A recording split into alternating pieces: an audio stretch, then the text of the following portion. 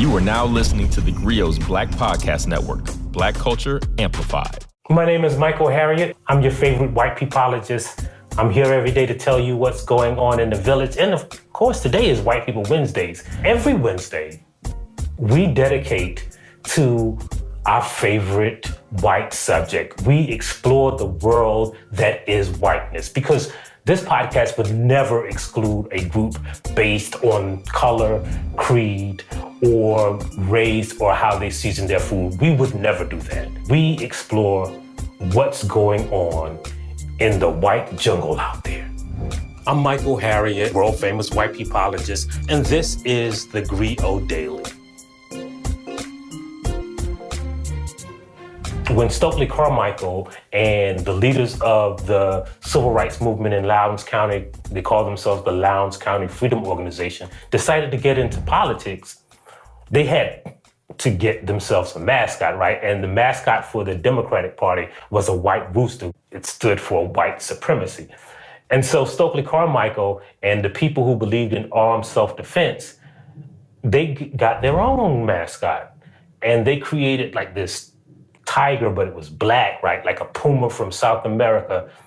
And that is how we got the idea and the logo for the Black Panthers, because black people were all about armed self-defense, right? And even today, when you think about armed self-defense, you think about black people protecting themselves. And that's the difference between America's preoccupation with guns and black people's decision to own guns to protect themselves. One is to attack black people, like they did in Wilmington, like they did in Greenwood or Tulsa, like they did in so many of the black massacres.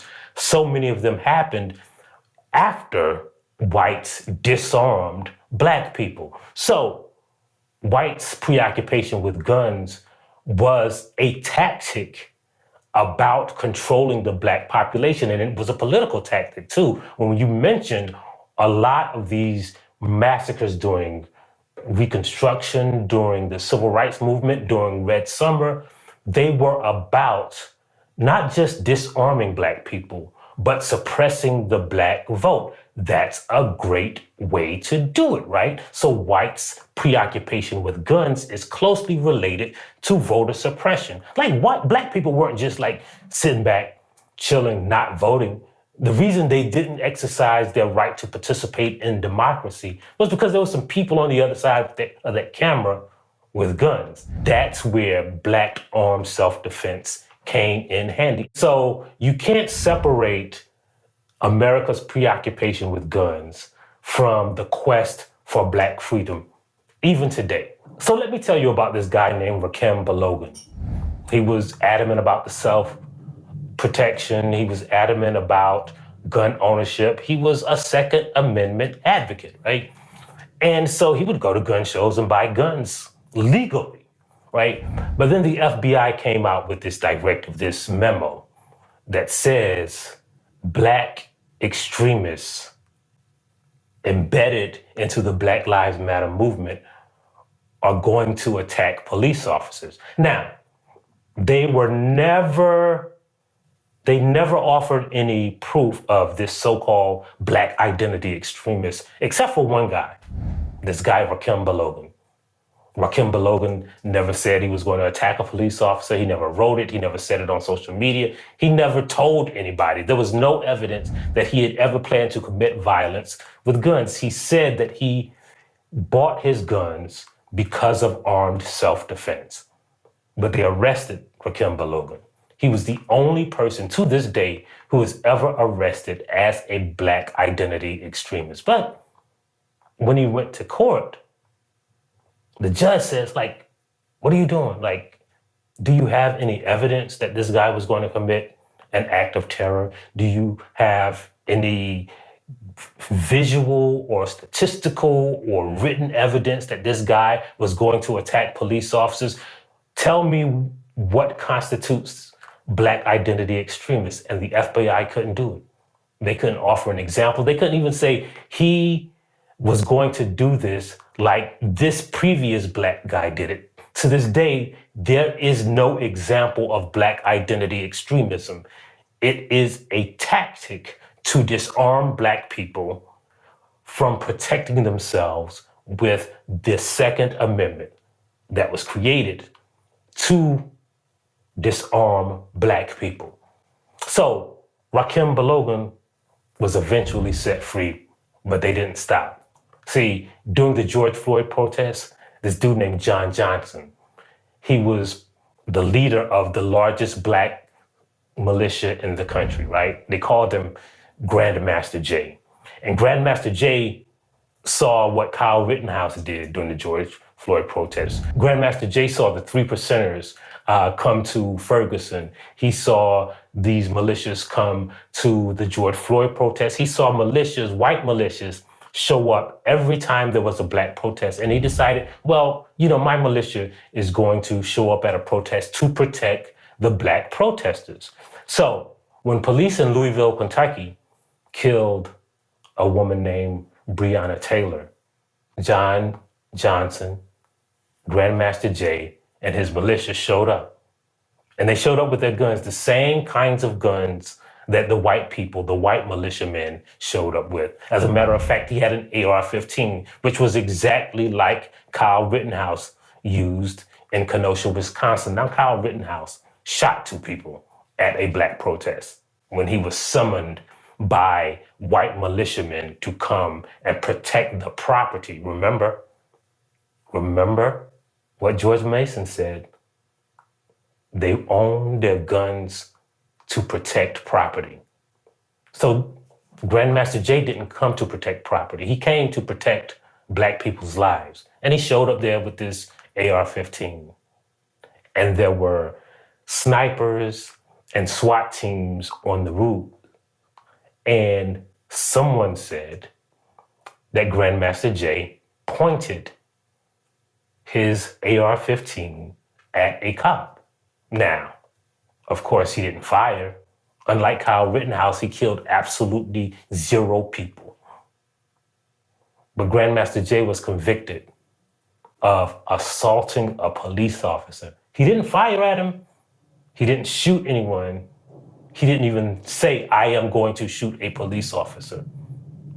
He was convicted because he pointed his gun in the direction of a sniper that was on a roof. Now, any responsible gun owner will tell you, what's the safest way to carry your weapon? With the barrel pointing up. But Grandmaster Jay, to this day right now, has just been convicted of assaulting a police officer by not shooting them. And that encompasses the entire ethos of why white people own guns, to protect them from scary Black people like Grandmaster Jay, to protect them from Black identity extremists who don't exist, to protect them from people like the scary people in the white imagination who are coming to kill them like zombies. Black people are white people's zombie apocalypse, and that's why white people love guns. And that's why they believe so much in the Second Amendment. It's a delusion. It's a thing that they have always made up in their head. And to prove it, I'll leave you with some FBI statistics that show that a person who has a gun during an active shooter situation is more likely to be shot than a person who is unarmed. There is no such thing as a good guy with a gun versus a bad guy with a gun. First of all, how are you going to know who's the bad guy? Like, I don't know, white people have ESP? I don't know. I know they got ESPN because that comes standard on the cable package, but I don't think white people can telepathically know who is a bad guy with a gun. So they just shoot people, right? Like Kyle Rittenhouse. And the preoccupation with guns eventually get more people killed. They want to arm teachers, even though we know teachers disproportionately punish Black students versus white students. And that's not something I'm making up. That was a study that was commissioned by this place called the United States Education Department. So it's the truth. We know that teachers are not trained firearm users. We know that people who have guns in active shooter situations are more likely to get shot. But for some reason, because of this white delusion, the only answer that white people have given for their preoccupation with guns is that, I don't know, more guns keep them safer, right? Like they want to put guns in schools, they want to put guns in nursing homes, they want to put guns in, I don't know, where do white people go? Golfing communities, right? I guess that's why they always get attacked by crocodiles in Florida, because they forgot their guns at home. And studies show that states with lax gun laws have worse gun violence. And I know that people are going to respond to this by saying, but what about Chicago, or what about black on black crime? Which is a good point. Just this one time, I'll point out that this is a good point, which is why black people want gun control.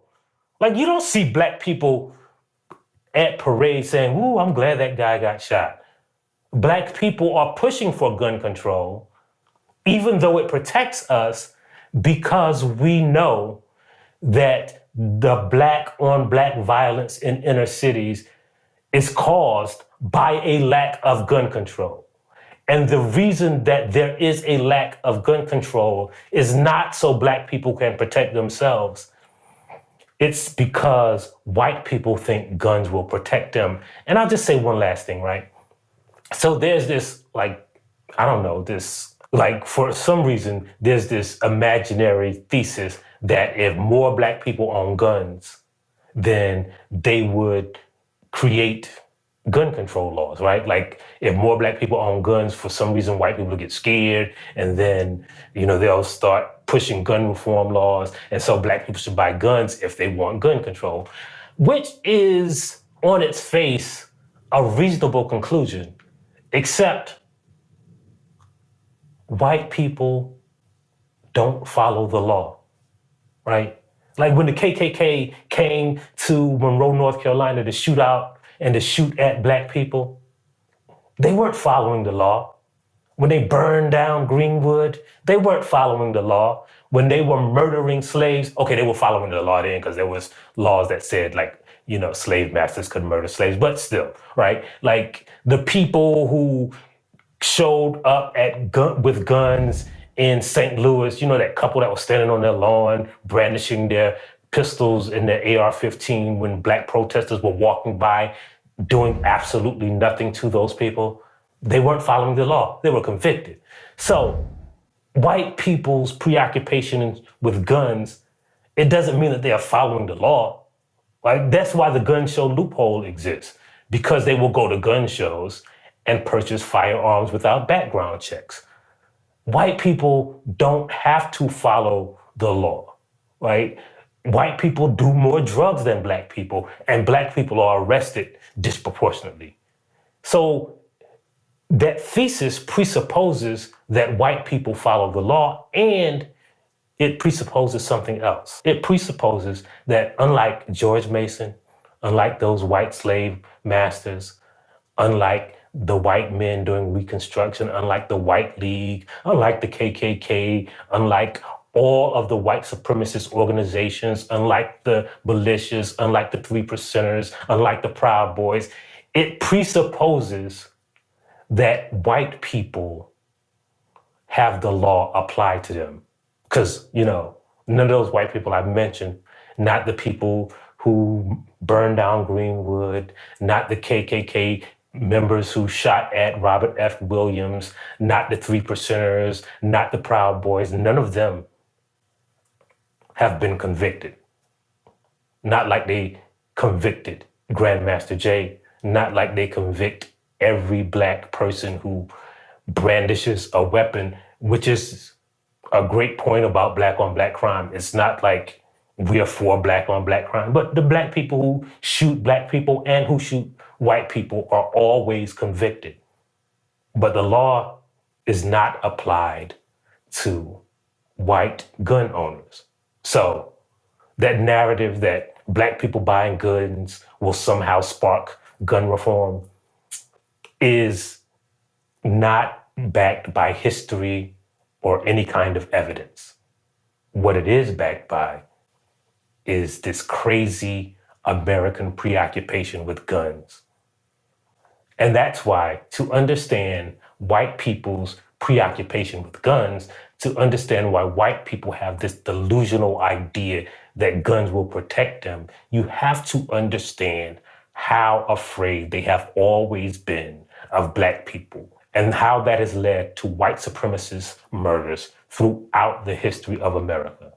And once you understand that, you will understand why Black people do and say and act in certain ways. For instance, you will understand why Black people own guns. You will understand why we don't trust white people with guns. And you will finally understand why we say Black Lives Matter. Because for most of the history of America, they didn't. It's written in the Constitution. And that's why white people are crazy about their guns. And as always, we'll be here every day, kicking it with you for a few minutes, telling you what's up in the Black village or, on Wednesdays, what's up with white people. So join us every day. Download the theGrio app where you can just get it on your phone or on your iPad or on your computer. Just download that app for real. Like, they really, on the other side of this camera, said, don't forget the app, don't forget the app. Look, bro, I'm not forgetting the app. Tell them I told you about the app. For real, tell them I told you about the app. So don't forget to download the theGrio podcast app. Listen, tune in, subscribe to the theGrio Black Podcast Network. And as always, we'll leave you with another Black saying. Pew! Thank you for listening to the theGrio Daily. If you liked what you heard, please give us a 5-star review, download the theGrio app, subscribe to the show, and share it with everyone you know. Please email all questions, suggestions, and compliments to podcasts@thegrio.com. You are now listening to theGrio's Black Podcast Network, Black Culture Amplified. You're watching the Blackest Questions podcast with Christina Greer. In this podcast, we ask our guests 5 of the blackest questions so we can learn a little bit more about them and have some fun while we're doing it. Okay, so this is a trick question. We're also going to learn a lot about Black history, past and present. Beautiful. I learned a wonderful fact today. Great. So here's how it works. We have 5 rounds of questions about us, Black history, the whole diaspora, current events, you name it. With each round, the questions get a little tougher. Oh, you got me. Let me see. I have no idea. I knew you were going to go there, Dr. Greer. Subscribe to the show wherever you listen to your podcast and share it with everyone you know.